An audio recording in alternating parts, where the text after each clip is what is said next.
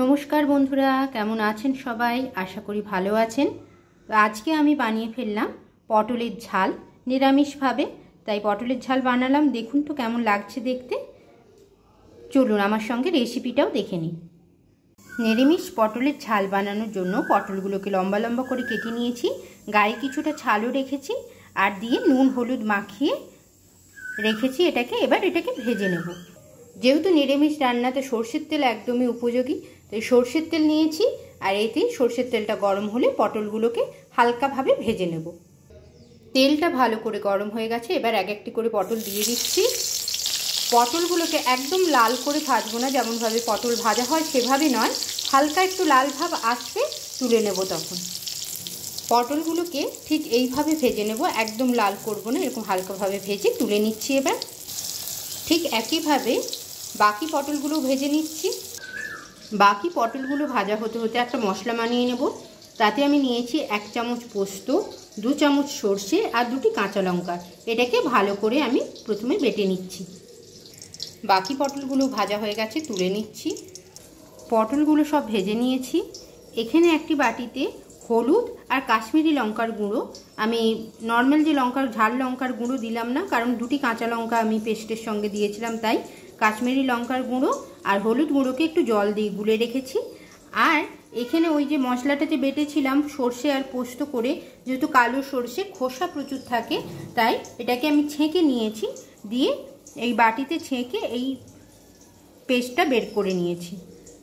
এবারে পটল ভাজার যে তেলটুকু আছে ওই তেলের মধ্যেই আমার রান্নাটা হয়ে যাবে, তাই ওই তেলের মধ্যে আমি দিয়ে দিচ্ছি সামান্য একটু কালো জিরে ফোড়নের জন্য। এবারে আমি হলুদ আর লঙ্কাটা যে গুলে রেখেছিলাম ওটা দিয়ে দিচ্ছি। হলুদ আর লঙ্কা শুকনোভাবে যদি তেলের মধ্যে দিই তাহলে পুড়ে যাওয়ার সম্ভাবনা থাকে, তাই আমি একটু জল দিয়ে গুলে নিয়ে দিলাম। কালারটাও এতে সুন্দর আসে। একটু ফুটতে দেবো যাতে হলুদের গন্ধটা চলে যায়, একটু সামান্য। হলুদ আর লঙ্কাটা তেলের সঙ্গে বেশ কিছুক্ষণ ভাজা হয়ে গেছে। এবার আমি এর মধ্যে দিয়ে দিচ্ছি এই যে সর্ষে আর পোস্তর যে পেস্টটা তৈরি করেছিলাম, সেটা ছেঁকে রেখেছিলাম, দিয়ে দিলাম ওটা। এবারে এটাকে ফুটতে দেব বেশ কিছুক্ষণ। এই যে পোস্ত আর সর্ষের জলটা দেওয়ার পরে ফুটিয়ে নিয়েছি, আর সঙ্গে সামান্য নুনও দিয়েছি। এবারে আমি পটলগুলো এর সঙ্গে যোগ করে দিচ্ছি। পটলগুলো এই রসের সঙ্গে বেশ কিছুক্ষণ ফুটতে দিতে হবে, যাতে পটলগুলো ভালো করে সুসিদ্ধ হয়ে যায়, আর একদম গ্রেভির সঙ্গে গ্রেভিগুলো যেন পটলের গায়ে গায়ে মিশে যায়, একদম সেই রকমভাবে ফুটতে দিতে হবে। নুনটা একটু আপনারা দেখে নেবেন, নুনটা আর ঝালটা আমি নুন দিয়েছি, আর একবার দেখে নেব। এবারে ফুটতে দেবো চাপা দিয়ে। কিছুক্ষণ পরে চাপাটা খুলে নিয়েছি, দেখুন সাইড দিয়ে কীরকমভাবে তেল বেরিয়ে এসছে, আর হিটটা কিন্তু মিডিয়াম হিটেই থাকবে। এবার আমি 2টি কাঁচা লঙ্কা দিয়ে দিচ্ছি, যদি প্রয়োজন লাগে তাহলে কেউ নিতে পারে, সেই জন্য। নাহলে যা সর্ষে পোস্তর সঙ্গে যে 2টি কাঁচা লঙ্কা দেওয়া ছিল তার ঝালেই হয়ে যাওয়ার কথা। তো একটু দেখে নেবেন নুন আর মিষ্টি আর ঝালটা, মিষ্টি না, এটা তো মিষ্টি পড়ে না, নুন আর ঝালটা একটু দেখে নেবেন।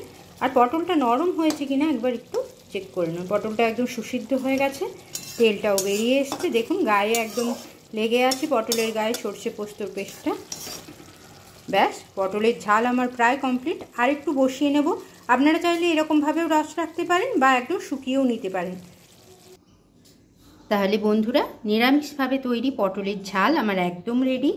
এইভাবে একবার বাড়িতে বানিয়ে ফেলুন, আর আমাকে একটু জানান যে কেমন লাগলো আপনাদের। খেতে দুর্দান্ত লাগে। নিরামিষ দিনগুলি তো মনটা ভরে যায় একদম, গরম ভাত আর এই পটলের ঝাল দেওয়া হলে আর কিছু লাগে না। তো এইভাবে একবার বাড়িতে অবশ্যই বানাবেন। তাহলে আজকের মতো এইটুকুই বন্ধুরা, রাখলাম। নমস্কার, সবাই ভালো থাকবেন।